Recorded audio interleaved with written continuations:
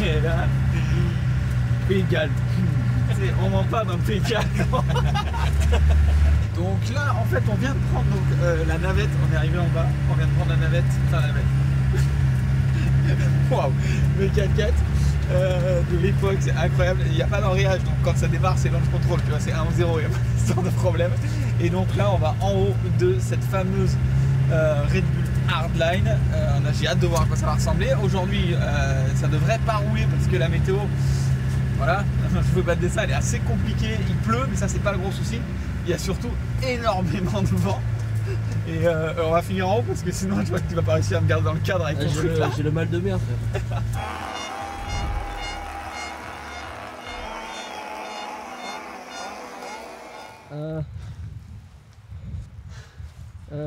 Ah la vache! Y'a rien qui va! Là le saut il est pas dans l'axe, là il s'envoie là-bas dans les sapins à côté de la réception. Là, est-ce que tu... C'est une ligne droite du plein là. C'est une ligne droite du plein comme prise d'élan. Et la longueur! Quand t'arrives du bas, on croirait un truc, tu sais, genre les Péruviens qui ont construit des murs à l'époque, tu sais pas pourquoi, tu sais. Ah, les Mayas? Tu sais, ouais, les Mayas, pardon. Un truc un peu antique, tu vois, tu dis, ouais, mais pourquoi ils sont allés faire un mur là? Ben là, c'est pareil. C'est énorme! Bon, bienvenue, on fait cette intro, bienvenue sur Full Attack. On est sur la Red Bull Hardline. On remercie bien sûr Red Bull et Rasolution qui nous ont invités ici. C'est juste incroyable. Alors, on va pas pouvoir monter tout en haut parce qu'il y a un vent de malade. Au niveau de la sécurité, on n'a pas le droit pour le moment. Donc, on va faire une partie du track walk. C'est juste impressionnant. On a à peine fait 20 mètres. C'est démesuré et c'est... Il n'y a pas de mots en fait. C'est tout ce que vous imaginez d'extrême. Et ben là, on est clairement dans l'extrême. Je me situe sur le saut qu'on a vu, notamment que Tané Seagraves a fait chez les filles et qui paraît, on va dire, pour les gars sur Instagram et tout ça, facile. C'est hallucinant, rien ne va, tout est désaxé, c'est technique, ça a l'air ultra technique, mais en plus, il faut rouler à 60 km/h et se jeter. Aujourd'hui, il ne roule pas. Bah voilà, à cause du vent encore une fois et de la pluie. Par contre, dans les prochains jours, la pluie va rester. Ils ont roulé un peu sur le sec, ce qui fait que bah, ça commence à devenir un peu mou. Ça fait des flaques un peu partout. Ça va rester. Du coup, on va encore, à mon avis, avoir une hardline très très hard pour le coup. Et on va faire une petite partie du track walk pour regarder un peu à quoi ça ressemble. Franchement, ça a l'air fou, vraiment fou. C'est loin, non? Oh, wow. Et alors là, il fait mais noir, on se croirait dans la forêt du Seigneur des Anneaux. Il y a de la mousse ici, de toute façon, il n'y a pas lieu d'avoir de soleil vu l'épaisseur de mousse qu'il y a sur les arbres. Mais il fait nuit noire. Là, on ne le voit pas à la caméra parce que la caméra, nous on a des couleurs, on ne travaille pas comme Gaëtan Clary. Mais, petite blague à part. Mais ouais, il fait vraiment méga noir. On voit vraiment rien. Et d'un coup, on sort, il fait une lumière. Et voilà, c'est abusé. J'ai les yeux de la terreur. Franchement, je fais un peu de vélo, mais même, franchement, on me paye pour sauter, je pense pas que je saute. Mais c'est trop gros. Et la prise d'élan. Et là-bas, lui, attends, viens, on va voir lui là-bas. J'arrive. Problème suivant. Problème suivant. Non, alors après, c'est méga beau, franchement, ça fait des belles vallées, c'est super beau. C'est un agriculteur, un farmer qui possède ça en fait, toute la montagne et qui prête l'endroit pour ça. Problème suivant, regarde à côté du 4x4 la taille du truc. Mais c'est hallucinant en fait. En fait, genre, on se dit ouais ça va être gros, mais là quand on est dessus, genre je suis choqué. J'arrive pas à imaginer à quelle vitesse il faut arriver pour sauter ça. Et c'est pas encore les plus gros. Il y en a qui font, les plus gros font quasiment jusqu'à 27 mètres. 27 mètres. 27 mètres, c'est... 27 mètres, c'est... Je sais pas ce que c'est, 27 mètres. C'est impressionnant. Déjà, c'est long et ça fait un espèce de step-up.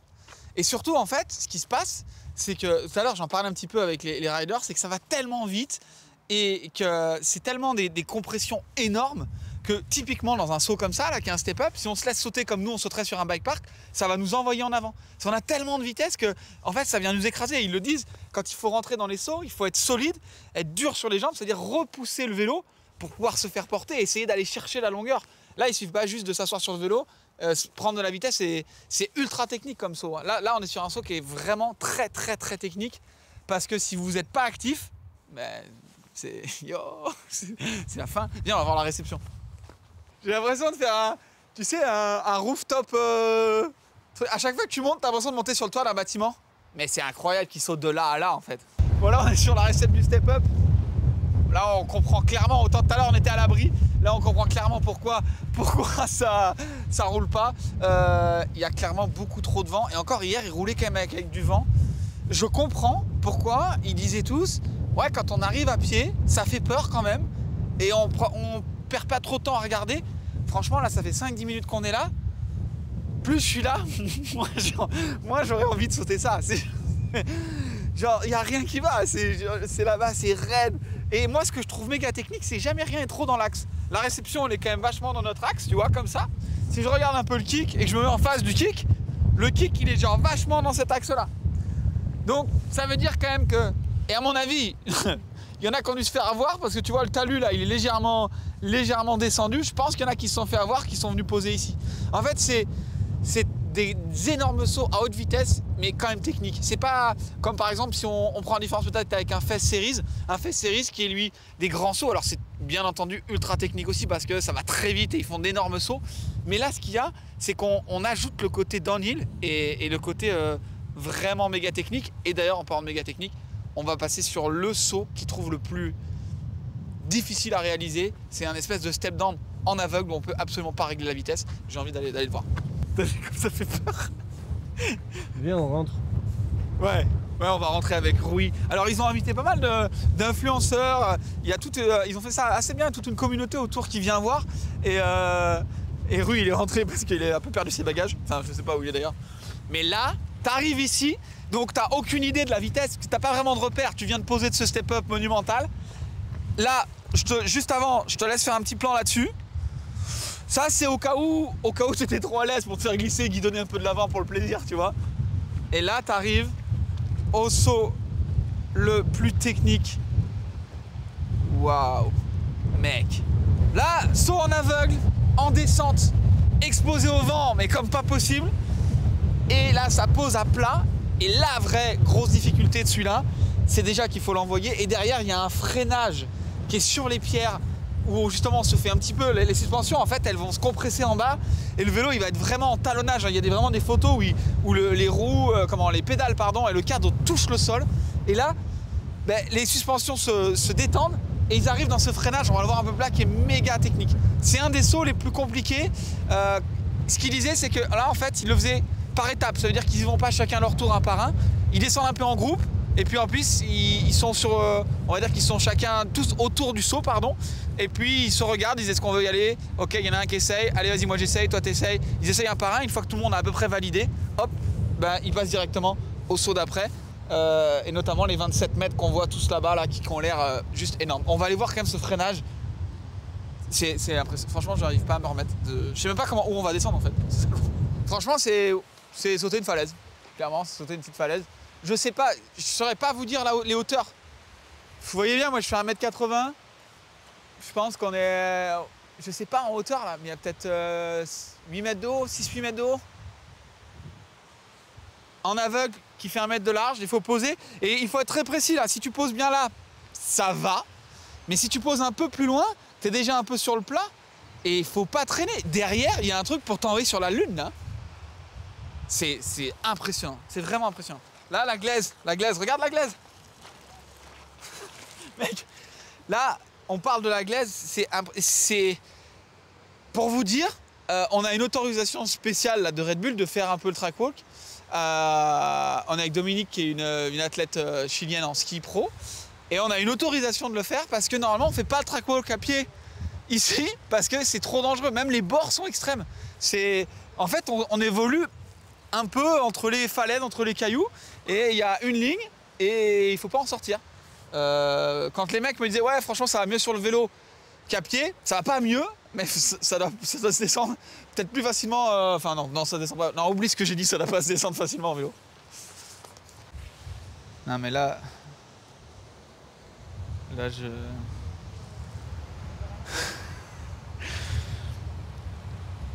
franchement, t'arrives à je sais pas combien de kilomètres heure. Tu descends, ça glisse de ouf, tu peux pas te ralentir. Et là, t'arrives dans un truc qui va naturellement te faire décoller. T'es obligé de rester au sol. Est-ce que t'as vu? Sur les GoPro, on voit pas en fait. On a l'impression que c'est de la terre et que ouais, ça glisse un peu. Non, déjà, ça glisse de ouf. Ça va vraiment vite. Et ce qu'on voit pas sur les GoPro, c'est le détail. C'est ces choses-là. Là. On a des cailloux qui sont pointus, mais comme pas possible. Et ça doit faire un espèce de boucan.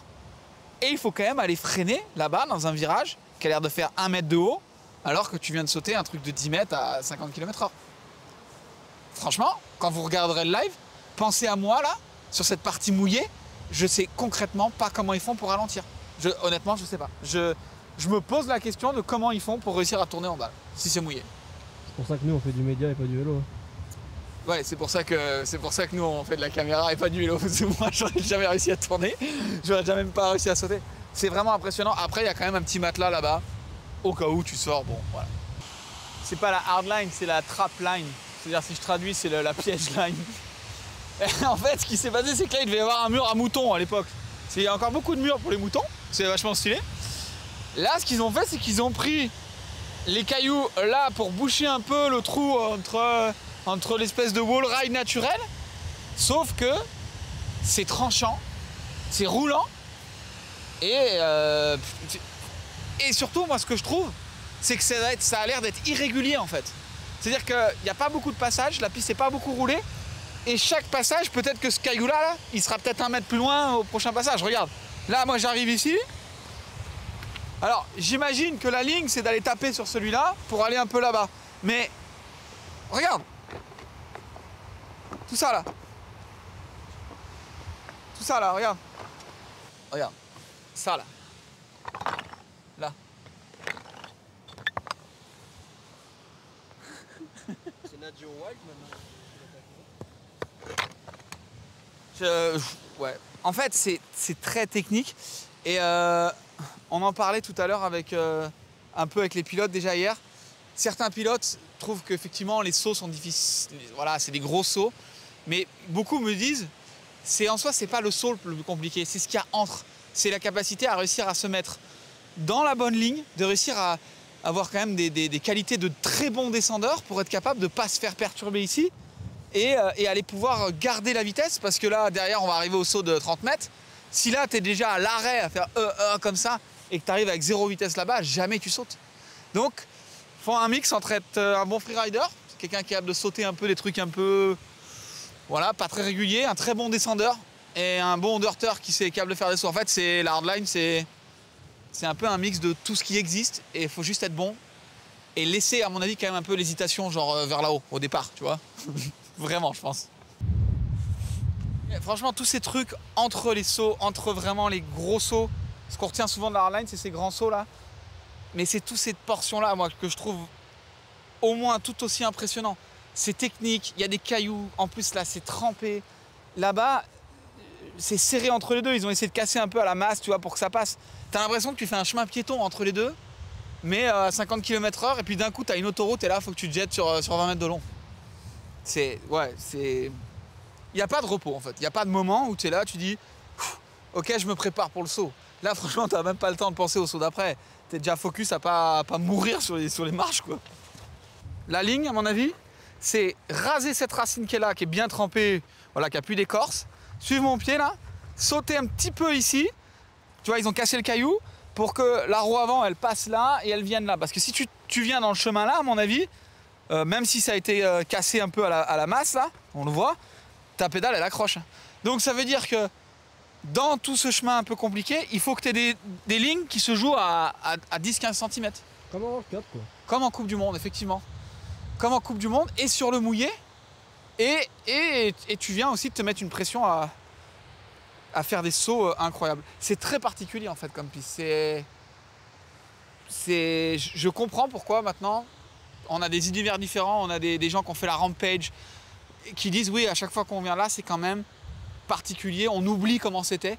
Et effectivement, nous, on n'avait jamais vu, mais je vais quand même pas oublier tout de suite. C'est abusé. Quand tu commences à avoir une manche à air, hein, c'est ces gros trucs pour indiquer le vent, sur chaque saut, c'est-à-dire t'en as une là, t'en as une là-bas, une encore là-bas. Ah oui, d'accord. Ah bah donc déjà, ça te met ça, c'est le... Ok, donc on est tout de suite dans le... Ok, dans le d'accord. sand. Ah ouais. Ouais, là c'est chaud. Beau step down qui ça va. Franchement, l'entrée, il y a une dalle un peu à plat qui est pas terrible, mais ça va. Et derrière, on arrive à ce qu'ils appellent le jump on, jump off. Donc ça veut dire qu'il y a un step up. Ils viennent poser à plat et ensuite il faut qu'ils retirent. Voilà, c'est très technique et en fait toute la vitesse que tu as accumulée ici, ça va conditionner ce qu'il va y avoir là-bas. Et c'est tellement gros là-bas, c'est que tu n'as pas intérêt à te louper. Tu peux pas, comme sur des sauts plus petits, dire « Ah bah attends, je tire un peu plus ou un peu moins parce que là, je suis vraiment vite. » Là, tu as une certaine vitesse, tu as une plage de vitesse qui est très réduite. C'est-à-dire que tu dois être peut-être, je sais pas les kilomètres/heure, mais peut-être entre 45 et 50 km/h. Pas moins, pas plus. Il faut que tu sois pile. Il faut être pile à la hardline, pas de rab.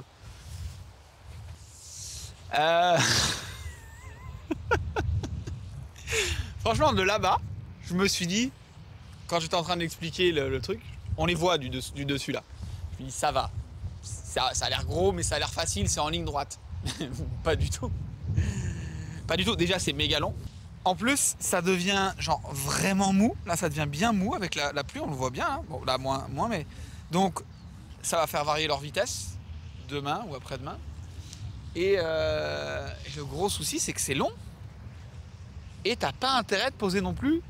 Alors trop court, c'est évident, il ne faut pas faire trop court, mais pas trop long non plus. On voit une légère descente.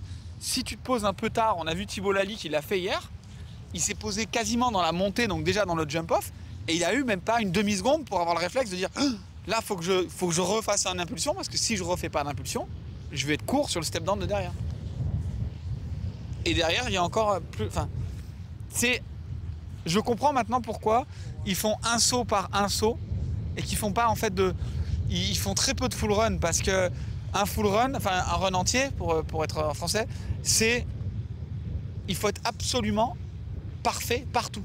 Tu peux pas être un peu trop loin ou un peu trop court, mais pas seulement sur un saut. C'est du début à la fin, c'est comme ça en fait. Et tout ça dans du technique et dans l'enfer, quoi. L'enfer du Pays de Galles. C'est encore pas bien tout dans l'axe hein, quand même. Le saut il fait un peu comme ça, après ça revient un peu comme ça revient. Là c'est le seul endroit où ils ont mis des gros matelas. Vous allez me demander pourquoi ils ont mis des matelas là alors que franchement il y aurait de quoi en mettre partout.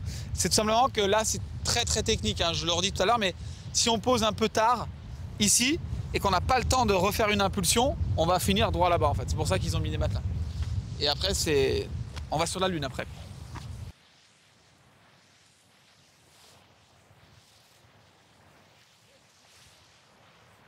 Tu me vois? Tu me vois plus. Bah là, c'est-à-dire que tu as un kick, tu as l'impression que tu vas sauter sur la montagne qui est derrière, tu vois. Genre là, on n'a pas vu la réception, j'ai peur de voir où elle est. Even in ski, it's like a pretty long jump. Yeah. But you never have jumps like this flat, you know? Yeah, the kicker is a bit more, yeah. Ce qu'on va faire, Yo, c'est que tu vas rester sur le kick et je vais aller mettre sur la réception. Je me mets là-bas et tu me fais un signe quand t'es arrivé. Et je te fais un signe quand je suis arrivé. Tu m'envoies un petit message. Je t'envoie un SMS ou en radio, tu sais. Et non, mais c'est chose importante, c'est que là, c'est quand même tout le temps exposé au vent. Il n'y a pas que le vent de côté. On a vu Ronan qui s'est fait décaler en l'air et tout, mais il y a un truc qu'on va dire qui est très important, c'est le vent de face. Si on a le vent de face, on peut vite se faire piéger. Il y en a qui se sont fait piéger, ça les prend un peu en avant. Et vent dans le dos aussi. Alors apparemment c'est plus rare parce que déjà la montagne elle est derrière nous, donc c'est plus rare d'avoir le vent qui descend. Mais d'avoir ce vent qui influe, c'est des sauts tellement énormes que même 5-10 km/h de vent, ça vient énormément affecter. Là, sur des parties comme ça, on doit être à 25-30 km/h de vent. Dans un bike park, c'est acceptable, complètement acceptable. Là, c'est juste la sécurité. C'est-à-dire que là, si tu décolles ici et que tu prends légèrement le vent de côté, ça va littéralement t'amener à côté de la réception, tout simplement. Je suis sur la réception et toi, t'es sur les kicks, Yo. Ouais, voilà.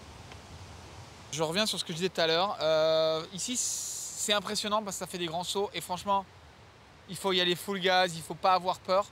Mais là, pour le coup, c'est vraiment 100% de l'engagement.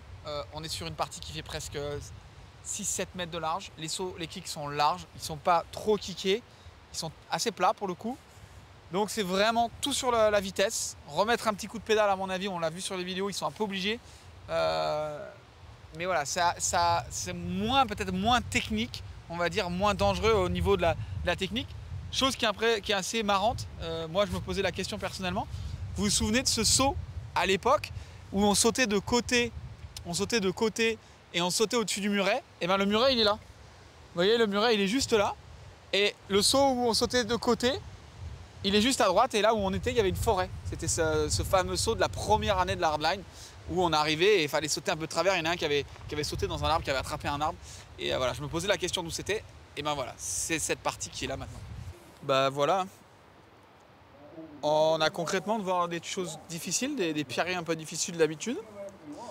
Bah ça n'en vit pas du tout les Coupes du Monde, hein. Clairement, on est sur ce niveau-là. Là, je dirais qu'il faut passer là, prendre les 2 marches, mais c'est... Et surtout, ce qui rend, je trouve, le truc encore plus impressionnant, c'est que finalement, c'est que un peu des petites montagnes, mais c'est presque un peu alpin comme ambiance. C'est-à-dire que bah là, déjà, la trace en soi, elle est difficile, mais à côté, c'est pas comme une Coupe du Monde, on va dire, où tu as un endroit qui est difficile, on a pris le Pierrier, c'est vraiment difficile à cet endroit-là, le public se masse autour. Là, on peut même pas masser du public. C'est-à-dire que là, juste si je vais au bout de ce caillou, c'est genre un bout de falaise, en fait, le passage entre la falaise, c'est le seul endroit où on peut passer. C'est ça qui est incroyable. Du coup, si tu sors, bah... Enfin, faut pas sortir.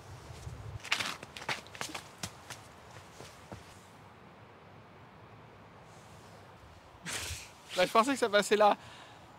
Donc, clairement, honnêtement, sur le mouillé, je suis vraiment pas sûr. Parce que là, voilà. Après, j'ai pensé que ça pouvait passer ici. Mais alors là, si tu arrives là, bah, je sais pas trop. Après, il y a cette option qui est là, de passer là. C'est assez carré hein, dans l'ensemble. C'est pas carré des cailloux, mais c'est carré, c'est-à-dire qu'il n'y a pas vraiment de ligne rapide. C'est comme si ça n'avait pas été dessiné pour le vélo en fait. Hein. C'est vraiment la montagne qui décide de où on passe. Un peu comme un chemin piéton, mais version XXL, on va dire. Ah ouais, on est sur du 8A là. Du 8A et après il y a le 9A au-dessus. Ça paraît rien, il y a une caméra juste derrière moi, on le verra sur la retransmission. On s'attend tous à voir le road gap qui est juste en dessous.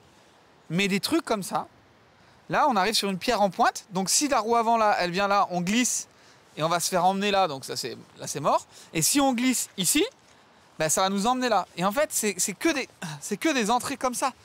Il faut rentrer là, ici, et alléger au bon moment et aller poser dans le... C'est ça qui est incroyable, qui est incroyablement technique. Et là ils étaient sur le sec.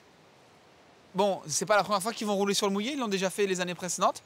Mais j'ai envie de voir comment ça va être sur le mouillé. Là, je me pose vraiment la question de comment ça descend. Take it easy.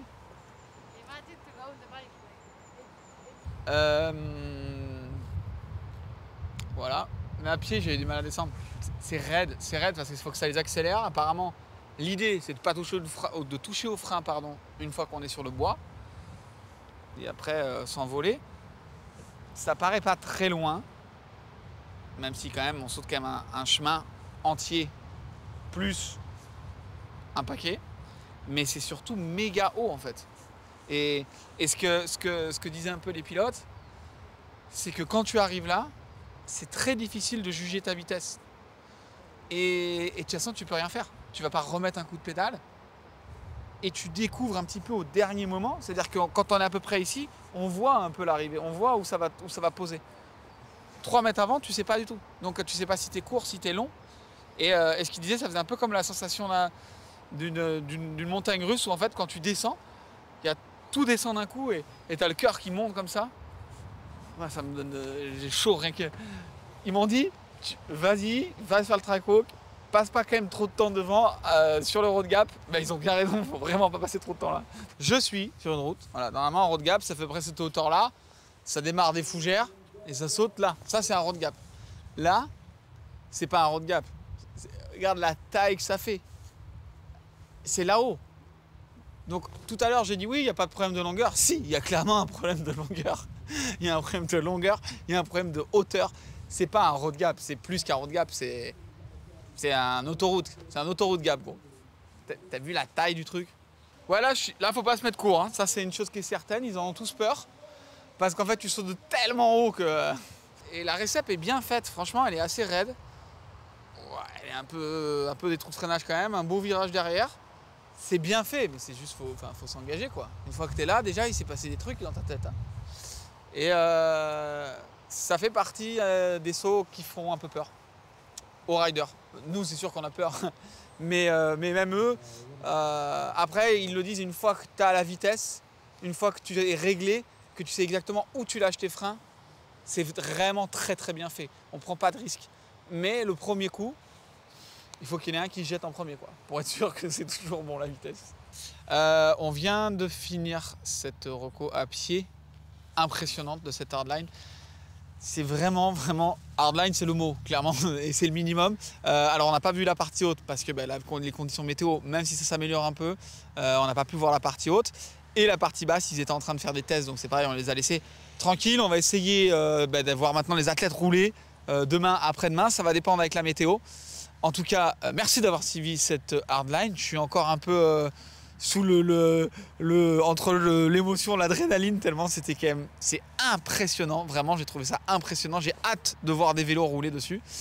Et comme ça roulait pas aussi, on va vous faire une petite vidéo avec le ressenti justement des athlètes. On a vu Vincent Tupin, on a vu des Kyle Strait, des Ronan Dune, un peu des univers différents, et leur demander justement quelle était leur approche sur cette hardline sur une vidéo qu'on fera juste après. Quand on peut, quand on veut, on essaie de suivre un peu le mood. C'est assez intéressant, on s'adapte. Merci à vous et on se retrouve bientôt pour une nouvelle vidéo. Ciao!